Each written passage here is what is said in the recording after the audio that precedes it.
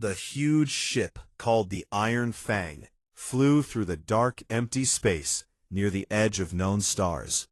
Inside the ship, many tall, strong aliens worked the controls and watched screens full of lights and numbers. They were Vorok warriors with thick scales and sharp teeth and arms like tree trunks. Their leader was a big Vorok named Zorok, who stood taller than all the others. He looked at the small human ship on the big screen and laughed loud. "Look at that tiny thing," he said. "It looks like a toy for children." The crew laughed too, and made jokes about how easy it would be to take it. The human ship was on a science trip to look at old ruins on a far planet.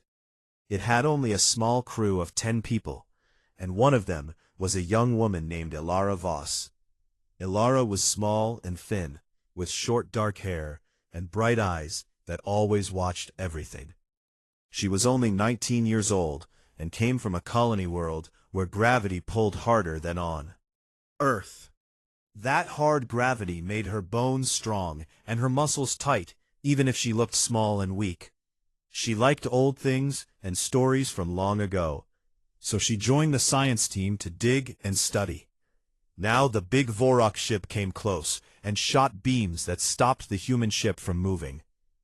The humans tried to run, but could not. The Vorok warriors broke the door and came inside with big guns and loud shouts. They grabbed the humans and pushed them to the floor. Ilara stood still with her hands up and looked at the giant aliens without fear. One Vorok warrior looked down at her and laughed. "What is this?" he said. "A little human girl playing explorer?"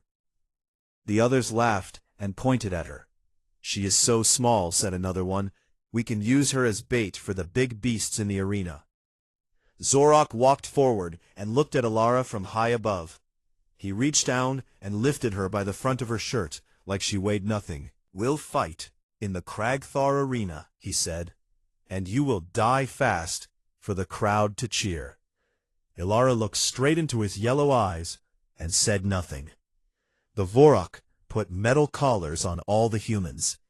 The collars had small lights that blinked red and could shock the person if they tried to run or fight. Then the warriors pushed the humans into a dark holding room on their big ship. The room had cold metal walls and smelled like oil and sweat. Ilara sat on the floor with her back against the wall and watched the others. Some humans cried quietly. Others stared at the floor with empty eyes. Ilara did not cry.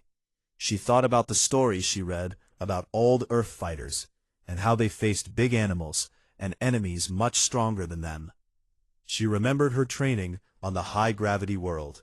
Every day, she ran up steep hills with heavy packs on her back. She lifted rocks bigger than her head. She learned to fight, hands and feet, even when tired and hurt. Now she used those memories to stay calm. Hours passed, and the ship flew fast toward Vex Prime. Vex Prime was a dry red world, with one big city built around the famous arena. The Kragthar Arena was the biggest fighting place in many star systems. Many species sent their best warriors there or captured fighters from weak worlds. Crowds from all over the galaxy came to watch blood and death. The winners got fame and riches. The losers got nothing but pain and the end. The big ship landed with a hard shake. The doors opened and hot, dry air came inside. Guards pulled the humans out and marched them through long tunnels under the ground. The tunnels were loud with echoes of chains and shouts. Finally, they reached the slave pens. Big iron cages held many fighters from different worlds. Some were tall with 4 arms. Some had hard shells like insects.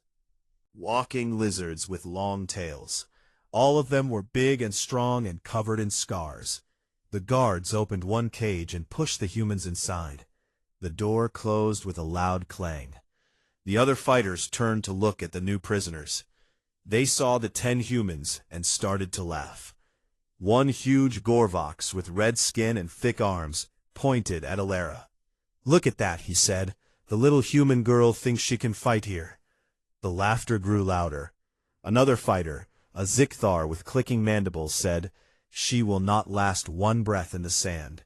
They will throw her to the small beasts first to warm up the crowd." Ilara stood in the middle of the cage and looked around slowly. She saw the way the big fighters moved. She saw how they stood with wide legs and heavy arms, ready to hit. She noticed the weak spots on their bodies, like knees and necks and joints in armor. She did not speak.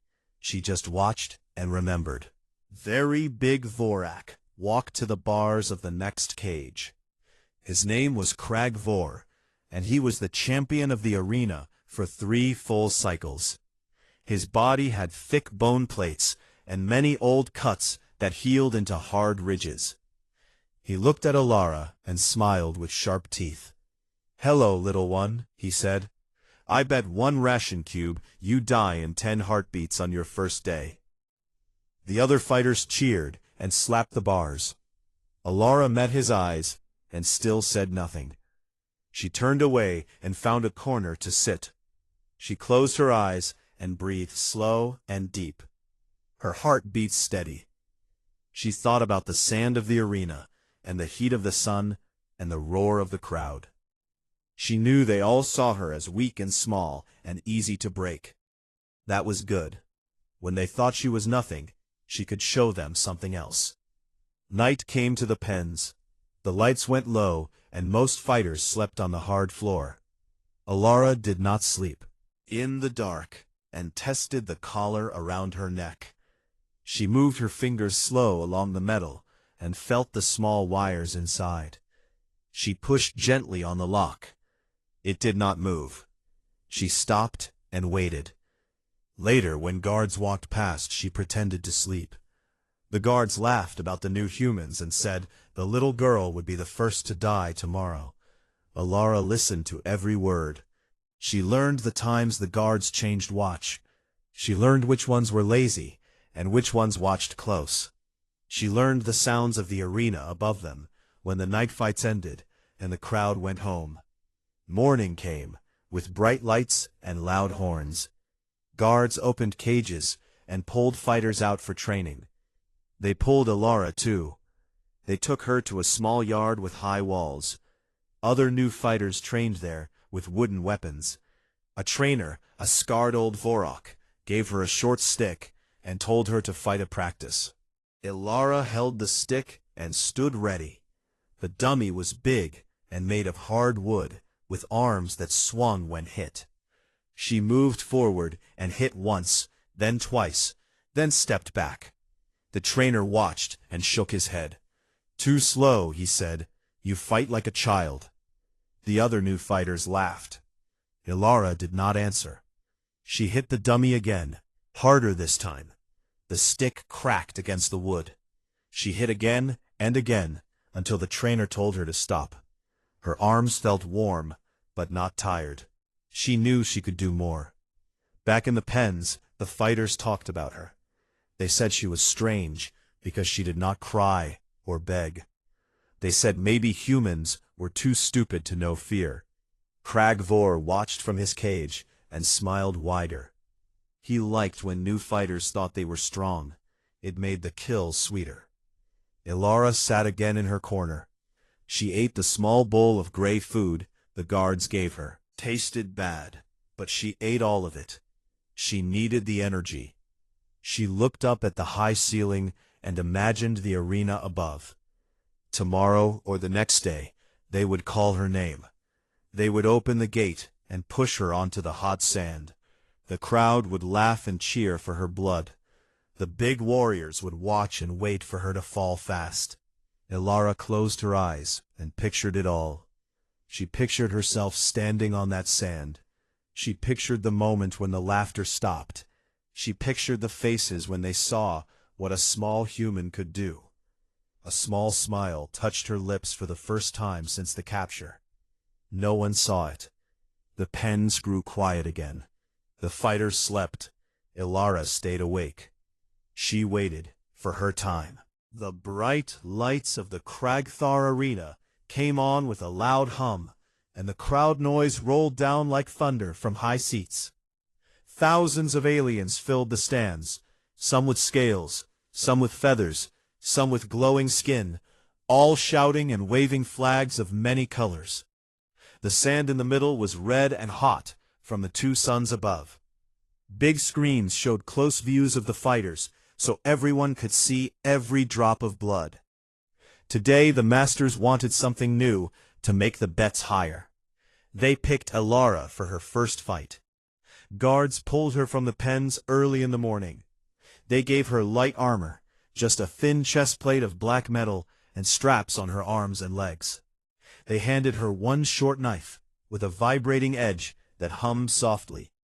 It felt light in her hand. She tested the grip and nodded once to herself. The guards laughed and pushed her toward the gate. "Look at her," one said. "She holds the knife like it might." "Bite her." Another guard snorted. "She will drop it when the first roar comes." They led her through a dark tunnel that smelled of old blood and sweat. The sound of the crowd grew louder with every step. At the end, a big iron gate blocked the way to the sand. Alara stood straight and waited. The announcer voice boomed over speakers and echoed off the walls. "Welcome to the opening bout," he shouted. "Today we have a special treat, a new fighter from the weak human worlds." The crowd laughed, and some booed. From the holding pens the other gladiators pressed against the bars to watch. Kragvor stood tallest with his arms crossed and a wide grin on his scaled face. He pointed at Alara on the screen above and said, "Watch this. Little girl will be paced in moments." The fighters around him cheered and slapped each other on the back. The gate opened with a grinding noise. Hot air rushed in, and sand blew across Alara's feet. Stepped out, slow and calm. The sun hit her eyes, but she did not blink. The crowd saw her small size, and the laughter grew huge. Someone in the stands yelled, "Feed her to the pups first." Another voice called, "She looks like a snack, not a fighter." Alara walked to the center of the arena and stopped. She held the knife low and looked around at the high walls and the faces staring down. The announcer continued, "This is the human offering first blood against a proven warrior." From the opposite gate, a huge Gorvox stepped out. His name was Thrax, and he stood almost 9 feet tall, with red skin stretched tight over thick muscles. Old scars crossed his chest and arms like white rivers on red ground. He carried a long chain with heavy metal balls on the ends. The chain rattled as he walked. He roared loud and beat his chest with one fist. The crowd roared back and chanted his name. Thrax looked at Alara and laughed deep in his throat. "Little thing," he said, "I will make this quick so the real fights can start." He swung the chain once in a big circle to show his power. The metal balls whistled through the air. Alara watched the swing and noted how his shoulder moved and how his feet planted wide for balance. She did not run or back away. She stood still and waited. The announcer shouted, "Begin." A horn blasted sharp and loud. Thrax charged fast for such a big body. Sand flew up behind him. He swung the chain high, aiming to wrap it around Alara and pull her off her feet. The crowd leaned forward to see the quick end. Alara saw the chain coming. She dropped low and rolled to the side. The chain passed over her head and hit the sand with a heavy thud. Thrax pulled it back fast and swung again, lower this time. Alara jumped forward instead of back. She closed the space between them in 2 quick steps, opened wide in surprise. He tried to bring the chain around, but she was already inside his reach. She drove her knife hard into the side of his right knee, where the joint bent. The vibrating blade cut deep through skin and tendon. Thrax bellowed in pain and staggered. His leg buckled, and he dropped to one knee. Blood poured out, red and thick. The crowd noise changed from laughter to gasps. Alara did not stop. She pulled the knife free and stepped in closer. Thrax swung a huge fist at her head. She ducked under it and came up fast. Her free hand slammed open palm into his throat.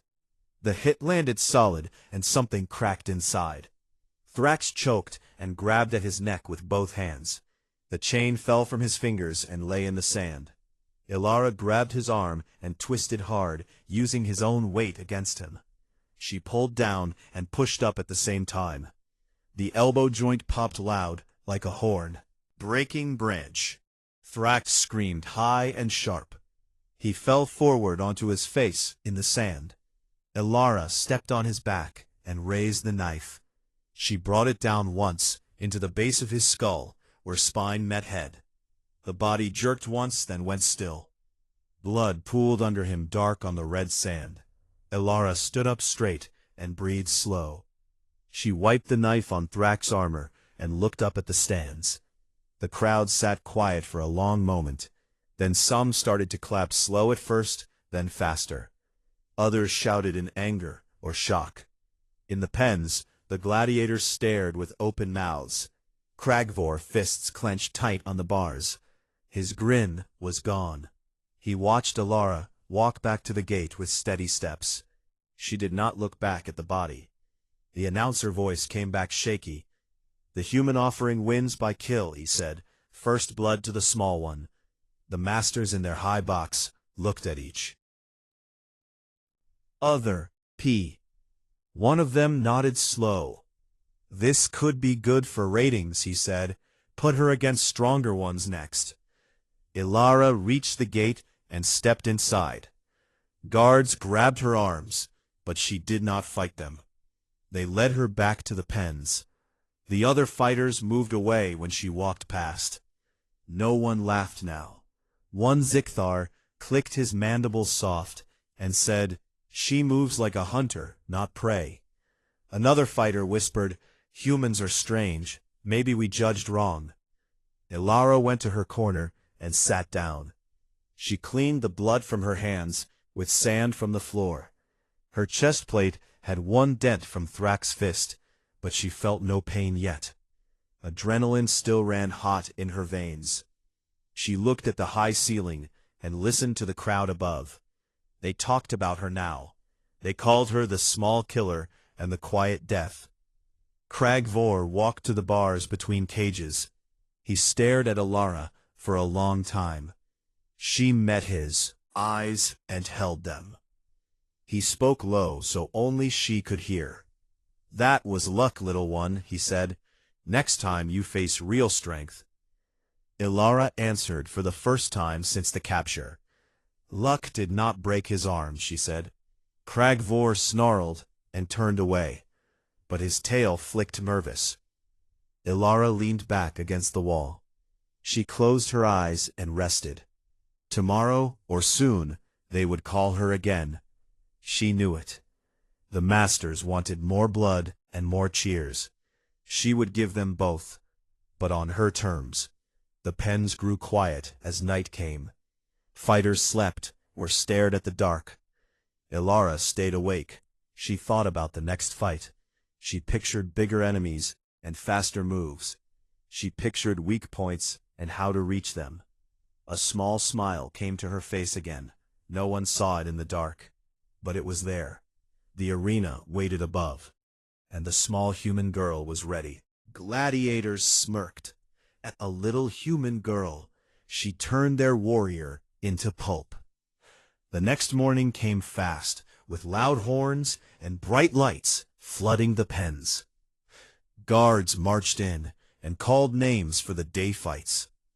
They shouted, "Ilara first." The other humans looked at her with wide eyes full of worry. She stood up calm and walked to the gate. The guards gave her the same light armor and the short vibro knife. This time, they added a small round shield made of thin metal. It felt light on her arm. One guard smirked and said, "You will need more than that today, little one." Ilara did not answer. She followed them through the dark tunnel. The crowd noise already roared above like a storm. The announcer voice echoed again.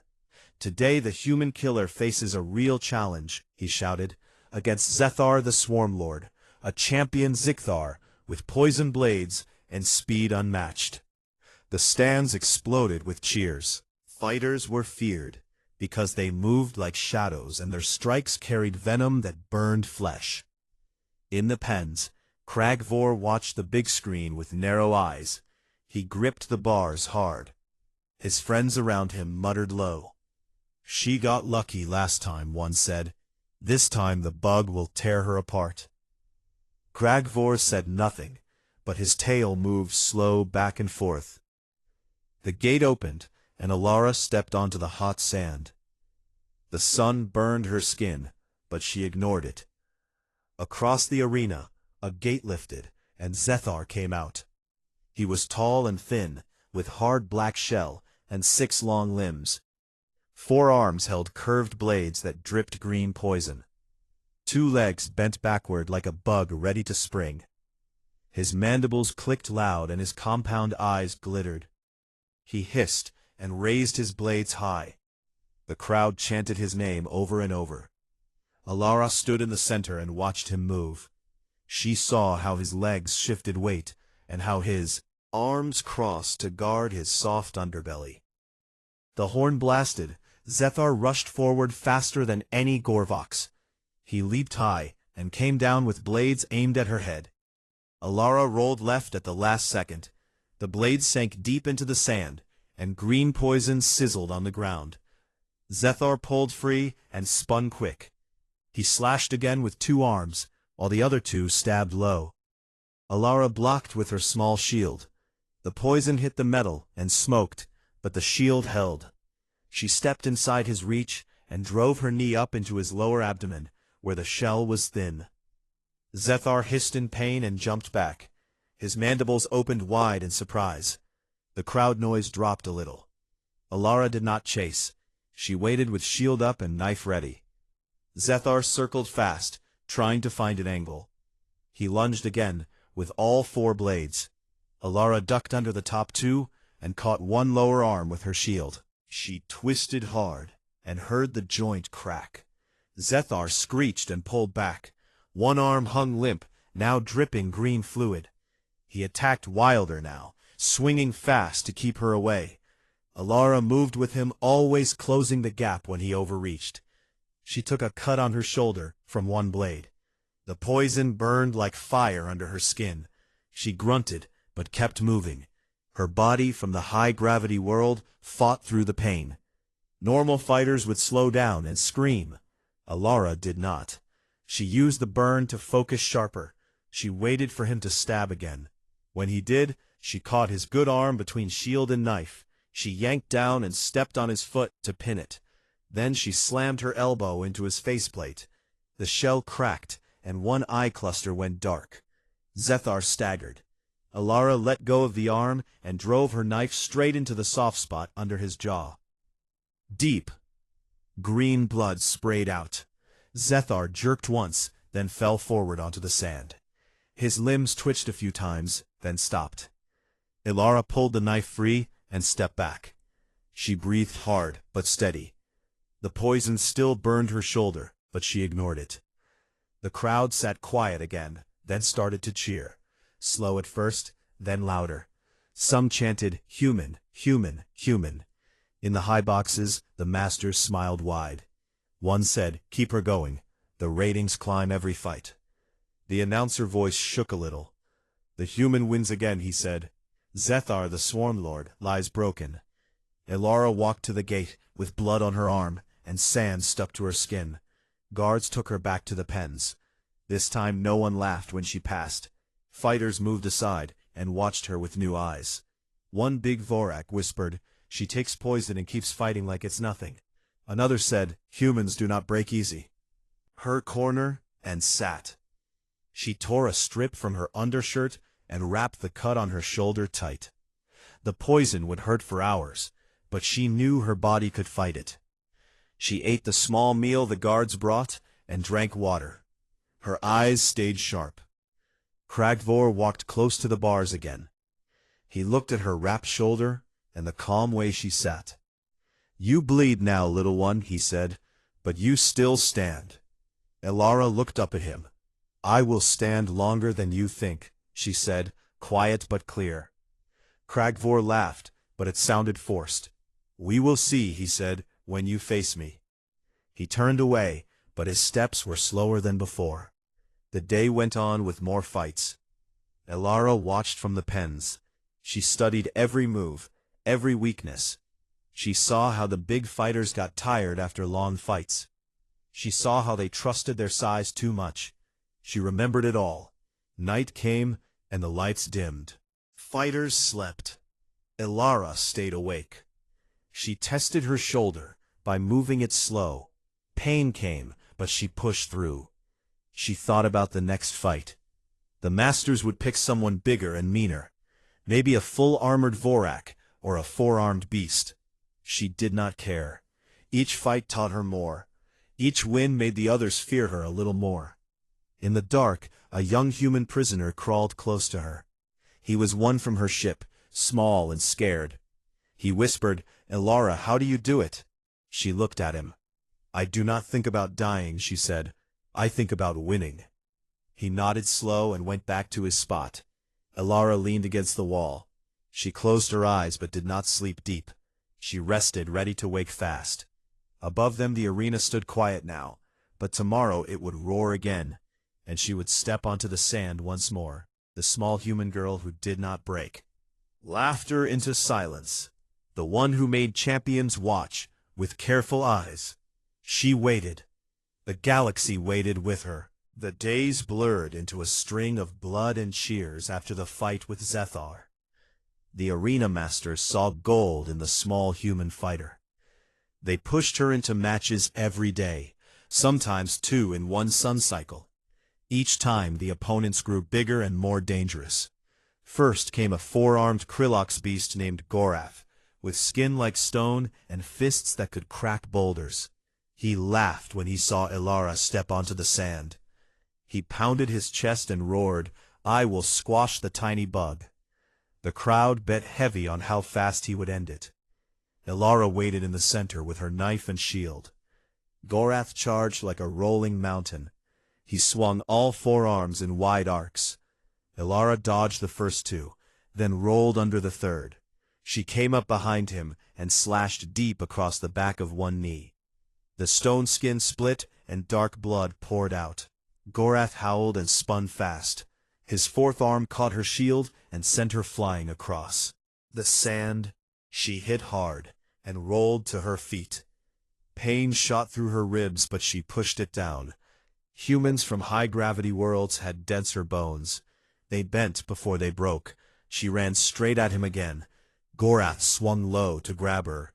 Elara jumped onto his arm and climbed fast like a tree.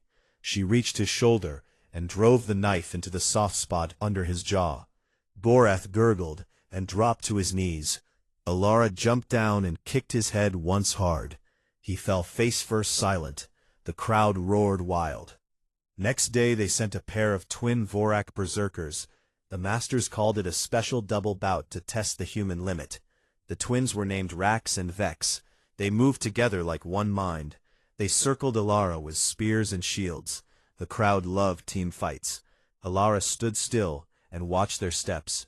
They attacked at the same time, one high, one low. Spear with her shield and jumped over the low one. She landed between them.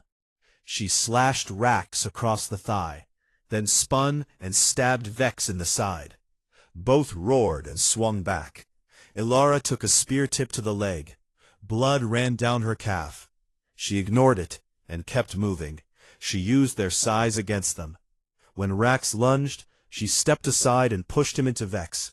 The twins crashed together. Elara struck fast. She broke Rax's wrist with a twist, then drove her knife into Vex's throat. Vex fell choking. Rax tried to stand, but Elara kicked his broken wrist and finished him with a strike to the neck. Both lay still. The sand drank their blood. The pens grew quiet when she returned. Fighters no longer joked. They watched her with respect and fear mixed. Some whispered that the human had no pain. Others said she drank the blood of her kills to grow stronger. Elara sat in her corner, wounds with strips of cloth. She ate and drank and rested. Her body hurt, but it always healed faster than expected. The masters kept raising the stakes. They gave her better weapons, sometimes a longer blade or spiked gauntlets. She took what they gave and used it her way. One fight she faced a huge armored beast called the Ironhide. It had plates thicker than ship hulls and claws like swords. The crowd thought this would be the end. The Ironhide charged and swung claws. Elara ducked and rolled. She found a broken spear from an earlier fight lying in the sand. She grabbed it and used it like a lever. When the beast swung again, she jammed the spear into a joint in its armor. The plate popped open. She drove her knife into the gap. The Ironhide bellowed and thrashed. Elara climbed its back and stabbed again and again. It fell heavy, shaking the ground. The crowd stood and cheered her.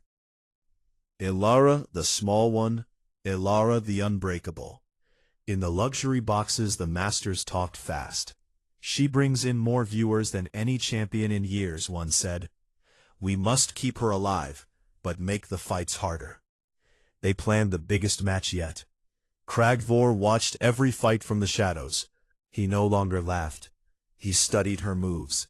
He saw how she never wasted energy, how she turned enemy strength into weakness, how she fought longer than any should. He clenched his fists tighter each time. His time would come. The masters announced it at the end of the week. The deck spiral, a raised platform with no rules and one way out. Elara against Kragvor the Bonebreaker, the champion who had killed hundreds, the one who had smirked at her first day. The whole arena would watch. No teams, no tricks, just two fighters until one stopped moving. The crowd went wild, with bets and shouts. The Pens fighters gathered around Elara. Some offered quiet words. One old Zikthar said, "You have changed this place, small one." Another human prisoner looked at her with hope.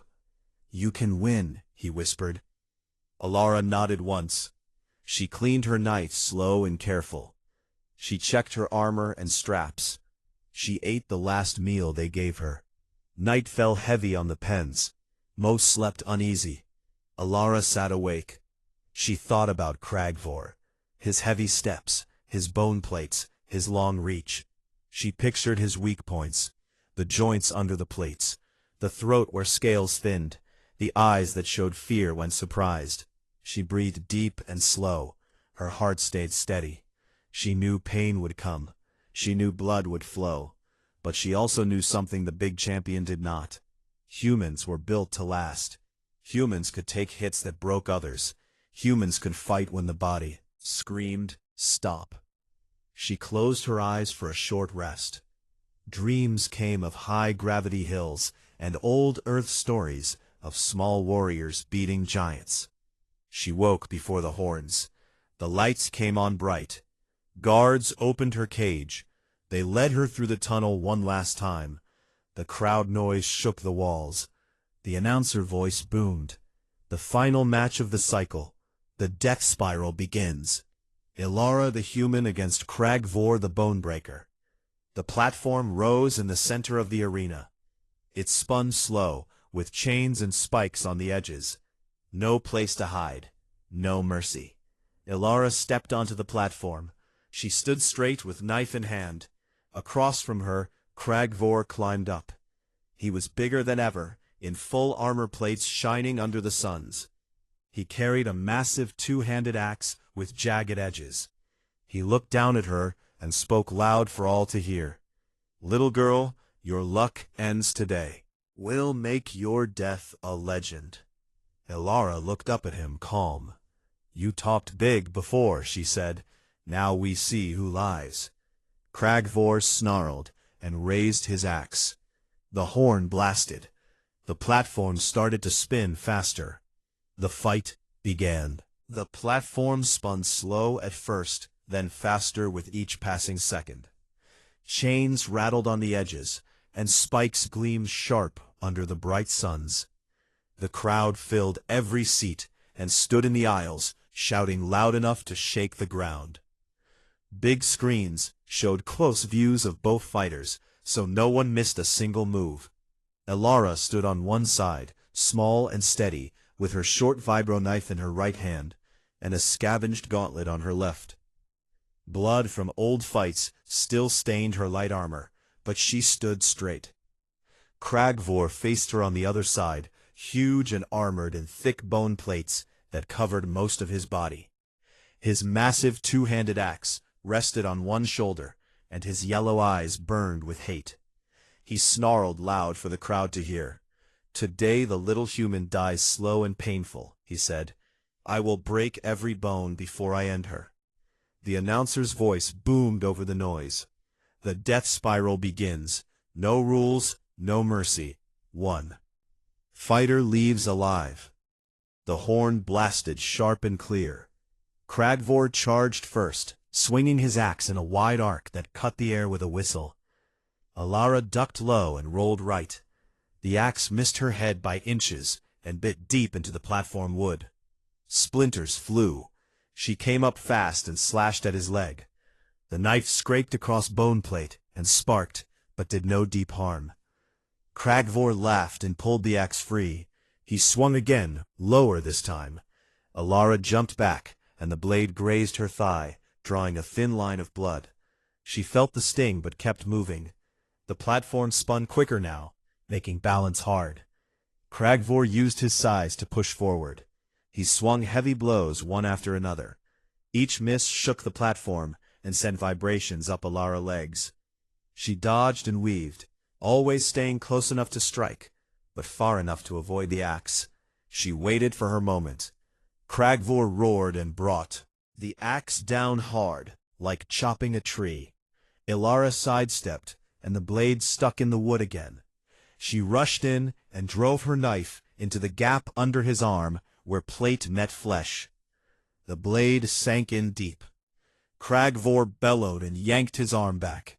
Blood sprayed dark and thick. He swung his free fist at her face. Alara took the hit on her shield gauntlet. The force knocked her back a step, but she stayed on her feet. Her ribs ached from the power, but high-gravity bones held. She answered with a quick stab to his thigh joint. The knife found the soft spot behind the knee plate. Cragvor's leg buckled for a second. He caught himself and roared louder. "You bleed too little, one," he said. "I will drown you in your own blood." He pulled the axe free and charged again. This time he feinted high, then swung low. Alara saw the trick and jumped over the blade. She landed on his back and wrapped her legs around his waist. She stabbed down into the space between his shoulder plates. Cragvor reached back and grabbed her arm. He threw her hard over his head. She hit the platform rolling to avoid the spikes on the edge. She got up fast, blood running from a cut on her forehead. The crowd screamed wild. Some chanted Cragvor, others shouted Alara name. Cragvor advanced slow now, breathing heavy. His arm hung lower from the wounds. He swung the axe again, but slower. Alara ducked under and came up inside his guard. She slammed her palm hard into his throat. The hit landed solid, and Cragvor choked. He dropped the axe and grabbed his neck with both hands. Alara did not stop. She kicked his bad knee hard. It buckled again. He fell to one knee, shaking the platform. She stepped in and grabbed his wounded arm. She twisted it back using all her weight and leverage. Loud. Cragvor screamed high and sharp. First time anyone heard him scream. He swung his other fist wild. Alara ducked and drove her knife into his side, under the ribs. She twisted the blade. Cragvor gasped and blood poured from his mouth. He tried to stand, but his legs shook. Alara pulled the knife free and stepped back. Cragvor looked at her with wide eyes full of shock. He reached out one hand, weak now. Alara spoke quiet, but clear, so the close screens caught it. "You smirked." She stepped forward and drove her heel into his throat. The windpipe crushed with a wet crack. Cragvor gurgled and fell backward. His huge body hit the platform hard.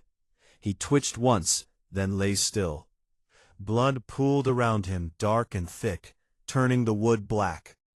The crowd went silent for a long moment. Then the roar came, huge and mixed with cheers and gasps. The announcer voice cracked. Falls the human stands victorious. Ilara, the little one, wins the death spiral. The platform slowed to a stop. Chains lowered and gates opened. Guards rushed in but stopped short when they saw her eyes. She stood over the broken body, breathing steady. Blood covered her, but she did not sway. She looked up at the luxury boxes where the masters sat. They stared back silent. One master stood and started to clap slow. Others joined until the high seats rang with applause. In the pens below, the fighters erupted. Slaves cheered and banged on bars. Humans hugged each other with tears. Even the big warriors who once mocked her now looked down with respect. Ilara walked off the platform slow. Guards led her back through the tunnel. No one touched her rough this time. They kept distance. Back in the pens, fighters gathered close. One old fighter bowed his head. A young human prisoner ran to her. "We are free because of you," she whispered. Ilara nodded once. She sat in her corner and cleaned her knife. She bound new cuts with cloth. Her body hurt everywhere, but she felt alive. The masters came down later. They stood outside the cage and looked at her. One spoke through the bars. "You are no longer slave," he said. "You are champion now. The crowd wants you to fight more. They offer riches and freedom if you stay." Ilara looked at them, calm. "I fight for me," she said, "not for you." The master smiled thin. "We will talk more," he said. He walked away with the others. Night came quiet. The arena lights dimmed. Fighters slept. Ilara stayed awake. She looked up at the ceiling and thought about her homeworld. She thought about the ship and the crew she lost. She thought about the humans still in chains across the galaxy. Smile touched her lips. Word would spread now. The small human girl who broke the bone breaker. The one who turned mockery into fear. The one who showed the galaxy what humans could do when pushed. Whispers already started in the stands. "More humans out there," someone said. "They will come. Not as captives, as warriors." Ilara closed her eyes. She rested deep for the first time in many days. Tomorrow the masters would call again. Tomorrow the arena would wait. But she was ready. The little human girl had become something more, and the stars would remember her name.